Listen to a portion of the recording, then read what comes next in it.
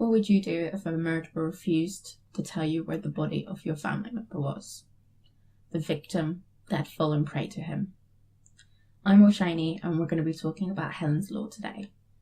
Helens Law is some petition that is going off in the UK for those who are from outside, but please see below in the petition and the information that's in this video if you'd like to know more. Let's tell you a story about Helen McCourt and how she went missing in 1988.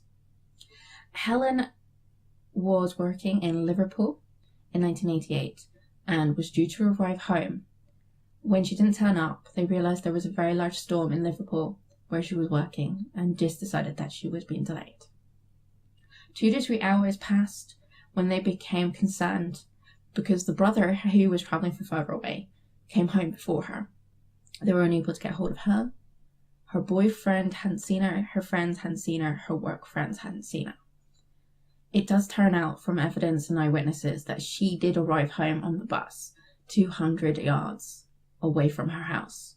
So what happened between leaving the bus and going missing before she got home those 200 yards? Well, the man who was convicted for her murder and has still now claimed that he is innocent and he was framed, Ian Sims, says that he didn't do it. The evidence, on the other hand, says he did. What we feel this happened is earlier in the week, Helen McCourt was banned from the pub. And this was due to another girl pouring a drink over her and then attacking her in the bathroom when she went to go clean up. The landlord then separated them in the bathroom and banned both girls. After this occasion, it seems that when Helen walked home and she only made it to the pub, Ian Sims called her over to discuss the ban. He lured her into the house, and it was said that he then assaulted her at the bottom of the stairs. She then scratched him and managed to drag herself up the stairs to get away from him, but unfortunately she didn't get away. Evidence shows that he strangled her with an electrical flex and tightened it until she was dead. Blood evidence was found all over the floor and across the wall with his finger marks and fingerprints in it. Also, one of her hairs, I believe, was found at the site of where it was. He still claims that someone came in and did it and then framed him. The next issue that we found is that one of her earrings was found in the boot of his car along with some blood. So now it looks like it was moved in his car. He claims someone stole it, but why would you steal a vehicle and then return it back to the pub? In an unrelated incident, unknown to them at the time, a dog walker found male clothes covered in blood. Because this was over 15 miles away, it was covered by a different police force. When it came to light, they realised it was Ian Sims' clothes and that he was covered in blood from the attack and murder of Helen McCourt. Sometime later, while searching at areas, the neighbours, the family, everyone searching the village and outer ends to find Helen McCourt. They found her clothes and her purse covered in blood and hidden away. So what happened? We'll never truly know, but the evidence speaks volumes. Ian Sims was taken to court. A year later, when he arrived in court, he claimed that he'd been framed. He had lied again and again to the police. First saying that he'd been scratched by his wife when he admitted an affair.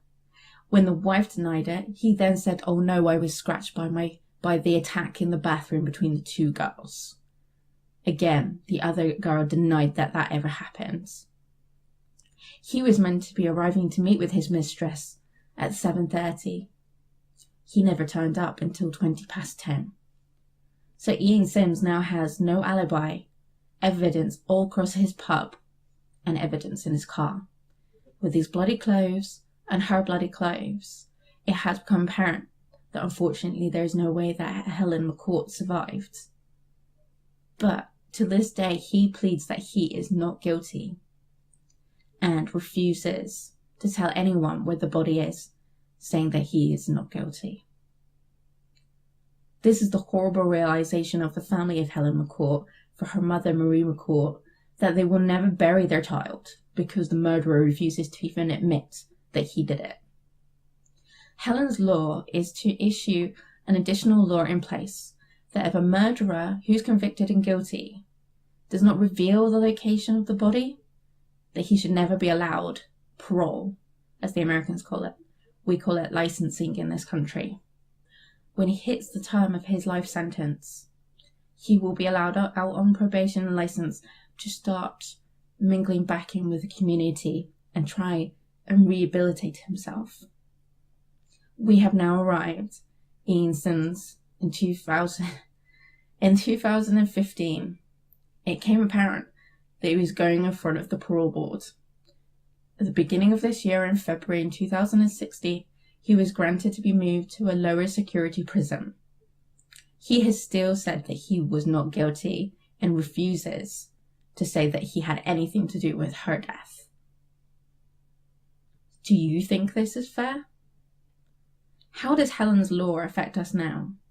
Well, actually, convicting people without the body is more regular than we assumed. On average, there are 5 murder convictions without bodies every year in the United Kingdom. And that's just the United Kingdom, let alone wherever else in the world that could be happening. One of them was a little girl who'd been seen taken into a vehicle of the man that murdered her and then taken off and never seen again.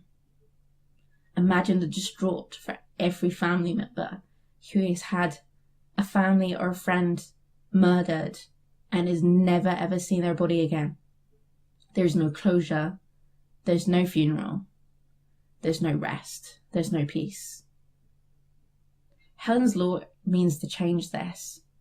If they go in front of a parole board, they will not have any option for paroling or getting out of the prison until they release the information of the body's whereabouts.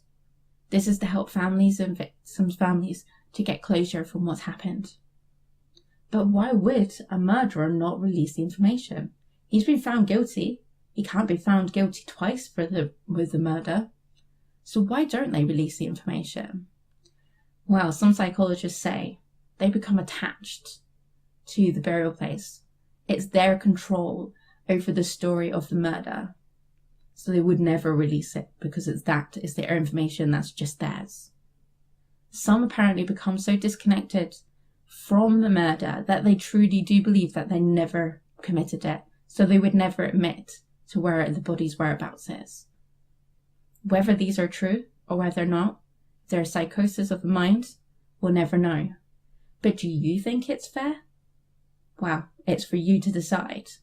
The petition details are below in the description. If you'd like to sign the petition, please click below in change.org. That will help us, and we're heading on the way to 500,000 signatures, and I hope you join our fight today. If you have any questions or if you want to discuss this further in the comments, please do, and I will be happy to try and help wherever I can. And my solemn wishes are with the families of all of those victims who never came home and have never been found. I hope you find this informational, and hopefully we can fight the injustice together. Bye.